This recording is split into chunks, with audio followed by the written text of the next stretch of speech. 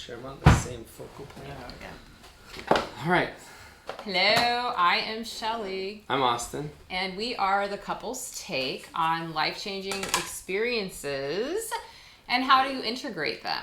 So today, all of a sudden it came to me, let's talk about tech. Let's talk about when you're in a partnership and one of the partners is more tech savvy than the other person. Austin is super tech savvy and me, Shelley, is not so tech savvy. But the irony in this is that I actually worked in the .com world back in 99 to 2000, and so I was super tech savvy. But then I became a registered nurse, and I just learned what you needed to learn within the hospital system. And then for paper, we were paper until 2018. True story. Our hospital was paper until 2018, and we basically got forced to go digital. So Shelley's tech brain got a little rambled, yeah. So my phone and like my apps and stuff, I was utilizing social media to more just communicate and stay in touch with friends without realizing that there's this entire industry of businesses on social media, brands and stuff. And so now that I'm on the other side of all of this, what I've really struggled with is the tech. And so Austin has been amazing. And so we've talked quite a bit about the differences because I'm a Gen X. I'm born in 1975. And Austin is a late millennial. No, like a late Gen X / early millennial because he was born in 1983. So that's a bit on the cusp. And then we both have baby boomer parents. And so my parents were never tech savvy at all. I'm just going to... Sorry, Mom and Dad. They were not tech savvy. And my dad worked for computer and software companies and cell phone companies, so there was always tech coming through our house. And so we really, together, have had to come together, and there have been some moments of serious contraction for me surrounding tech. Like, even now, I still get a bit confused within the whole Google suites. I'm much better than I was. But there's honestly, I'm just going to be honest, I have some trauma related to email. I have 250,000 emails right now. No, it's 300 something. Okay, fine. And then I have 20 to 25 apps that I use, and those all have significant messages on it also. And even talking about it, I'm a little bit like, I gotta take a deep breath. Yeah, because I'm like, I can feel that like really deep down. That is something that weighs on me because I feel like I need to be more savvy. Like I'll see my son's generation, I think he's alpha generation, and it's just like, boo, and I'm just like, but then I'm like, it is the way it is. I like paper. There's nothing wrong with that. I still read books. I don't do a ton of the digital books. I like the Audible books. But let's talk about the tech and how like you've significantly been able to help me as a teacher. Right. So here's the thing, like a lot of us are really good at like scrolling. Yeah. And that's consuming tech. And that's easy. They make that easy for you because they want you in the app for as long as possible. Now, when you come on the other side of it and you're going to be a creator and you want to do that, it's like, it's over fucking, right? And so for me, even sometimes for me, it was overwhelming. Like I remember a couple years ago when I was teaching, we were doing something for Livermore Labs. We were making like reels on carbon capture with kids. And they're like, oh, you just do it with CapCut. And I'm like, what? CapCut. I'm trying to look. I'm like, what is this? I'm like, is this inside TikTok or what? I'm like, oh, CapCut works with TikTok. Okay. And then just even for me, I'm like, oh my God. And like, I see them on the phone forever. And I'm like, you guys aren't done yet? No, this takes forever and you have to get the things to line up just right. I was like, okay. So I started playing with it too because I was like, okay, if I'm expecting them to make a TikTok, I need to learn TikTok. And so I started learning, and I'm like, oh, okay, I can see now why a 9-second video or a 30-second video can literally take you half an hour or more of time, because it's, whoa, because every little thing. And then Shelley was like, babe, yes, I'm done with nursing. I was like, okay, what are we going to do? Yeah. So like just learning all this, we started off, what was it? Okay, oh, learning Instagram. Yeah. Like how to make stories, how to make reels, how to make carousels.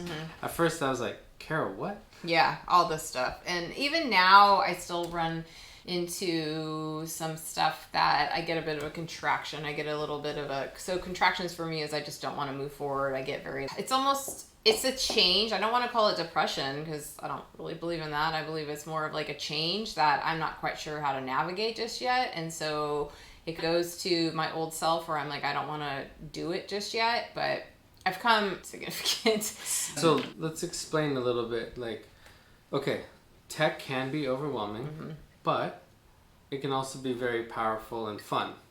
So like you see right here, we got whiteboards out, we got our old little movie take thing. But we also have all these cameras and all the microphones and learning how to set up the ring light and get the lighting. Well, what I was going to say is that part of the reason that there's a bit of this going on is the time, the feeling of a time constraint, the feeling of I got to get it done now, I'm too late, or I'm behind the curve. I'm behind long. Yeah, so it's like other things that come on board with my tech phobia. It's generational constructs of, oh no. You remember back in the day when you were a nurse and paper pusher and the computers rolled out, there were people like, oh no, I don't do those computers. I will do a fax. I will send a fax. Beep.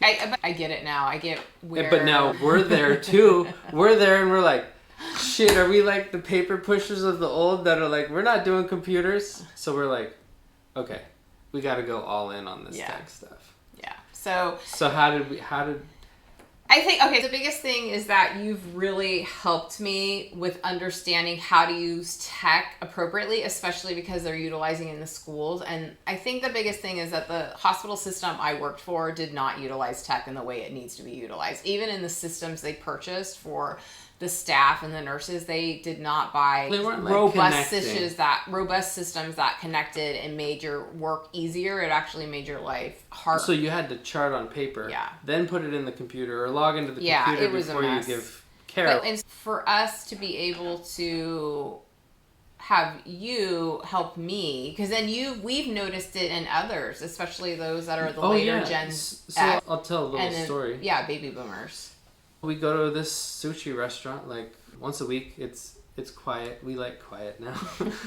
It's quiet. They got a little corner. They know what I like. They know what she likes. And I was like, they were like, oh, what do you guys do? I'm like, I do a ton of stuff. I do some social media and other stuff, right? Business ops to help people.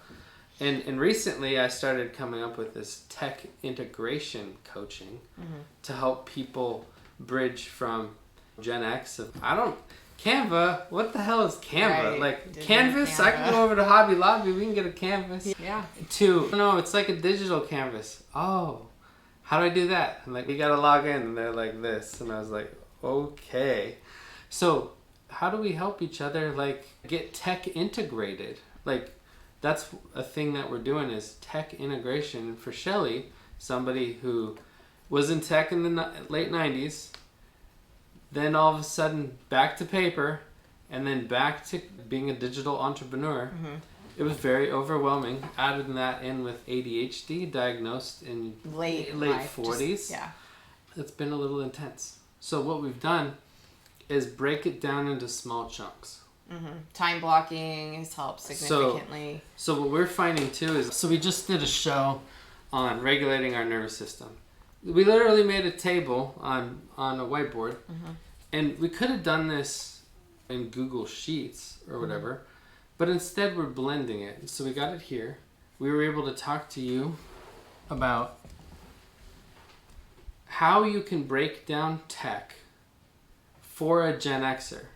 And the way you can do that is whiteboards, paper, post-it notes to organize it. That way they get the flow, and then they can go for it. I've also had some meetings with some baby boomers and even in the silent generation, including some veterans, on how to navigate the new computer systems of the VA. Send a message, I don't have a smartphone. How do I do that? Okay, let's go baby steps. You got your flip phone still, right? Okay, good. Let's get you a smartphone also. And just go slow, right? Because this is a lot.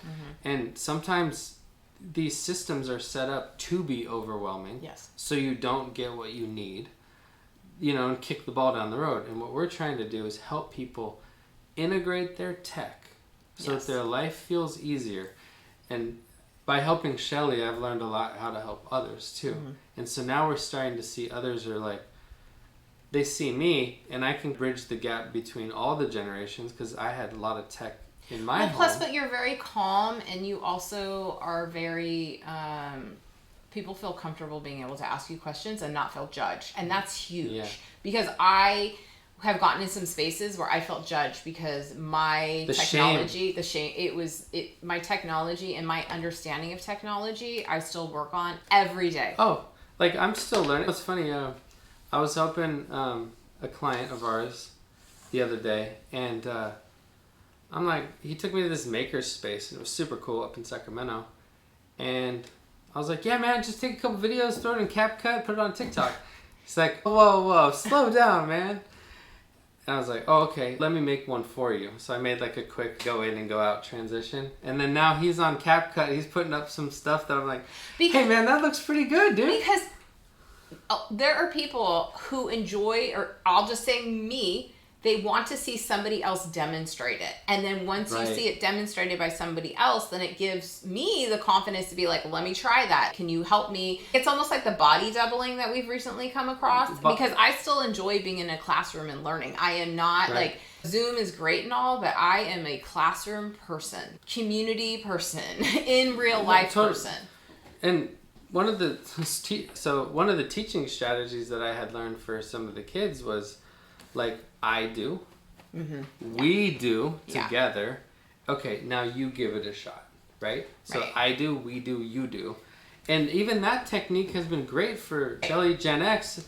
And then even I was with baby boomers the other day, and I was showing them how to use Instagram and get all their stuff dialed in and sync their Google Drive and everything. And they're like, this is a lot, but I'm doing okay. And I'm like, you're taking notes, right? And it's funny, it's like they have their password book and like notepad, but now I'm like, you know what? There's some good things about some going back to the old school stuff. We all just saw what happened to MGM Grand. So it's maybe we should do some paper systems just to have a little extra buffer. I think that's what's really great is that we can help people with integrating tech and how you proceed forward in small ways. And how do you do assessments of yourself and like, where are you stuck? Like, where are you being aware? It's the awareness. Where is your fear? Where is your contraction? Like, whatever you want to call it. Because ultimately, when you're not able to move forward, it's wondering, like, why are you not able to move forward? Well, what is coming up in your body? And we've talked to some Gen Xers, baby boomers, and up, and they're like, we're like when we were kids, we used to go to the mall. That was a big deal. Hey, my mom could drop us off at the mall. Can your mom pick us up? And there's 10 kids or whatever. And like, yeah, we need 2 vans. And this was like coordinating where you dialed on the phone, right? Mm-hmm. And now we're talking to these restaurants or people that have these businesses, and it's, hey, do you know the new mall is Instagram and social media? They're like, wait, you're right. And they see it, and they're like, okay, I need to get tech savvy. Mm-hmm. I'm like, yeah, I'm setting up a tech integration thing. It's the couple's take on tech integration. Right. Because we got to disintegrate all those limiting beliefs about tech and support people so we can all come together and work on it. Because you know what? The individuals, we are becoming the brand. And so now companies want to have affiliates with people. Mm-hmm. And so everybody's realizing that, oh, there really is an online marketplace. That was a lot. Deep breath here. Thank you so much for all your technology savviness and helping some of us that are not as savvy. And here's the thing, too. Some of the younger kids, Gen Alpha kids, they're having a shift back to the paper tech. Mm-hmm. Like, we've seen some camera shops popping up. Yeah. We've seen some kids wanting Polaroid cameras because they're so in tech. They were so in tech during the pandemic and everything that they're just like, my eyes need a break. And I want to do something on paper. And so now Shelley and I are talking about doing, Shelley was a studio artist, so before nursing, so we've been talking about how do we integrate the paper tech with the digital people. So like, we're bringing all this together. Yeah. So if you found this helpful and you think it's going to be helpful for someone else, please send it to them and let's engage in this conversation about tech integration so that we can all integrate this together. And together, let's see, as couples, we can take on anything together. And we want to include everybody in this. So if you find somebody that this could be helpful for them, whether they're a couple or not, please send it over. Any final thoughts? My favorite ChatGPT question. I'm just very appreciative that this conversation is being opened, because it's a real thing of feeling very technologically overwhelmed and then being fearful about asking for help or shamed or a lot of different spaces. But there are the right people out there to help get over those fears and those spaces. So. On to the next episode.